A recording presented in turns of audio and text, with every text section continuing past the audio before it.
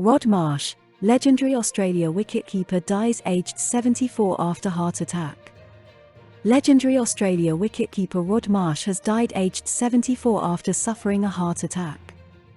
Marsh was taken ill last Thursday while travelling to a charity cricket match in Queensland.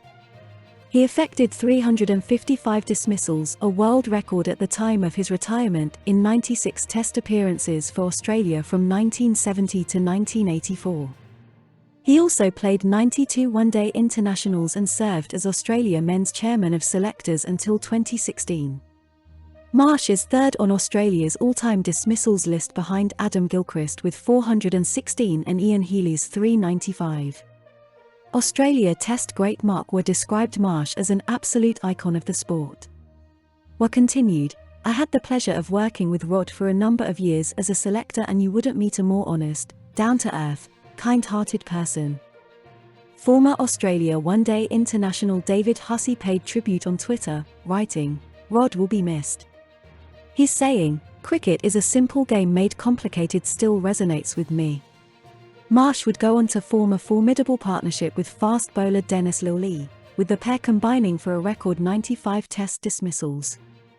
However, he had a difficult start to his Test career and was nicknamed Iron Gloves during his first series against England in 1970-71 after dropping numerous catches. He came close to a maiden century during that Ashes series, making an unbeaten 92 in Melbourne before captain Bill Lawry declared with Australia 9 down. Marsh did not feel as though he had missed out on a century, saying that he thought Lawry should have declared much earlier. He later became the first Australian wicketkeeper to score a Test century when he reached triple figures against England in the 1977 centenary Test. On the 1981 tour of England, Marsh became the first keeper to claim 100 dismissals in Ashes Tests. After retiring, Marsh commentated on Australian television before taking on a coaching role at the Australian National Academy. He later took on a similar role with the England and Wales Cricket Board and was a selector for the men's team from 2001 to 2005. Marsh served as the Australian chairman of selectors from 2014 to 2016, stepping down after Australia were hammered at home by South Africa. Australia Test captain Pat Cummins said Marsh's death had left a massive void in Australian cricket.